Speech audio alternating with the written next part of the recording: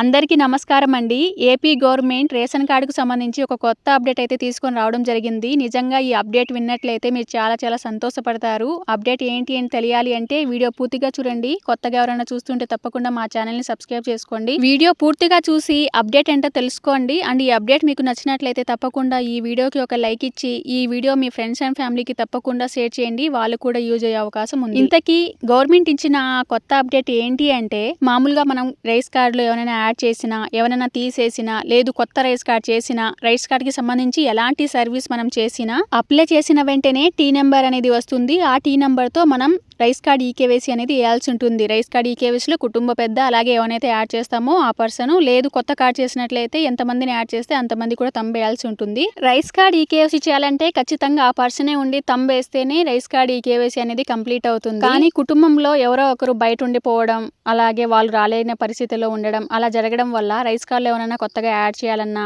ఏమైనా చేయాలన్నా జరిగేది కాదు. తంబ్ ఒకటే ఆప్షన్ ఉండేది ముందైతే. కానీ గవర్నమెంట్ ఇవన్నీ దృష్టిలో పెట్టుకొని ఓటీపీ ఆప్షన్ కూడా ఇవ్వడం జరిగింది. పర్సన్ రాకపోయినా పర్వాలేదు, ఆధార్‌కి ఫోన్ నెంబర్ లింక్ ఉంటే చాలు, ఓటీపీ వెళ్తుంది. ఓటీపీ చెప్పినా చాలు, రైస్ కార్డ్ ఈకేవైసీ అనేది పూర్తి చేయొచ్చు. రైస్ కార్డ్ ఈకేవైసీ చేయాలంటే ఖచ్చితంగా ఆ పర్సన్ వచ్చి తంబ్ వేయాల్సి వచ్చేది. కానీ ఇప్పుడు ఓటీపీ ఆప్షన్ ఇవ్వడం వల్ల ఆ పర్సన్ సచివాలయానికి రాకపోయినా ఓటీపీతోనే రైస్ కార్డ్ ఈకేవైసీ అనేది కంప్లీట్ చేసుకోవచ్చు. క్షణాల్లో అయిపోతుందన్నమాట. సో ఇదే అనమాట గవర్నమెంట్ ఇచ్చిన కొత్త అప్డేట్ అయితే. బయోమెట్రిక్‌తో పాటు ఓటీపీ ఆప్షన్ కూడా ఇవ్వడం జరిగింది. ఇప్పుడు చాలా మంది ఆధార్‌కి ఫోన్ నెంబర్ అనేది ఖచ్చితంగా లింక్ ఉండే ఉంటుంది. కోవిడ్‌లో ఉంటారు, అలాగే వేరే దేశాల్లో కూడా ఉంటారు. అలాంటి వాళ్ళ దగ్గర ఆధార్‌కి లింక్ అయిన నెంబర్ ఉంటే వాళ్ళు ఓటీపీ చెప్తే సరిపోతుందన్నమాట. వాళ్ళు రానవసరమే లేదు.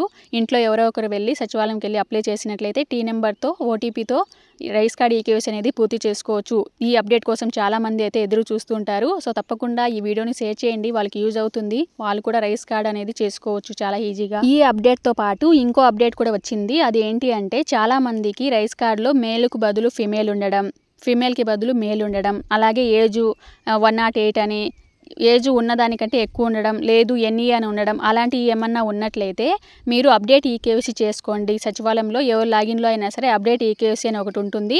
అందులో కనుక మీ ఆధార్‌కి లింక్ అయిన ఫోన్ నెంబర్తో ఓటీపీ చెప్పినా సరిపోతుంది, లేదు తంబ్ వేసినా సరిపోతుంది. అప్డేట్ ఈకేవైసీ చేసిన 24 అవర్స్ లోపు అక్కడైతే చేంజ్ అయిపోతాయి అనమాట. డీటెయిల్స్ అన్నీ కూడా కరెక్ట్ డీటెయిల్స్ మీ ఆధార్‌లో ఉన్న మేలు ఫీమేల్ ఆ జెండర్ కానీ లేదు ఏజ్ కానీ మొత్తం కూడా అప్డేట్ అయిపోతాయి. తర్వాత మీరు రైస్ కార్డ్ సర్వీసెస్‌కు అప్లై చేసుకోవచ్చు. ఇంకా కొంతమందికి ఉండే సమస్య ఏంటి అంటే ఆల్రెడీ రేషన్ కార్డు ఉంటుంది, కానీ దాంట్లో ఏజ్ కానీ లేదు డోర్ నెంబర్ కానీ పేరు కానీ అట్లా తప్పు ఉంటాయి కదా. అలాంటి వాళ్ళు కూడా అప్డేట్ ఈకేవైసీ అనేది చేసుకోండి. అప్డేట్ ఈకేవైసీ చేసుకోవడం వల్ల నెక్స్ట్ కొత్త కార్డులు వస్తాయి కదా, అప్పుడు అప్డేట్ అయ్యి డీటెయిల్స్ అని అప్డేట్ అయ్యి వస్తాయి అని అంటున్నారు. అది కన్ఫామ్గా తెలియదు, కానీ అప్డేట్ ఈకేవైసీ చేసుకుంటే మంచిది. ఇవే అనమాట రైస్ కార్డుకి సంబంధించి వచ్చిన కొత్త అప్డేట్స్ అయితే. ఇంకా మీకు ఏమైనా డౌట్ ఉంటే రేషన్ కార్డుకి సంబంధించి కామెంట్ చేయండి, నేను ఖచ్చితంగా తెలుసుకొని రిప్లై ఇచ్చే ప్రయత్నం అయితే చేస్తాను.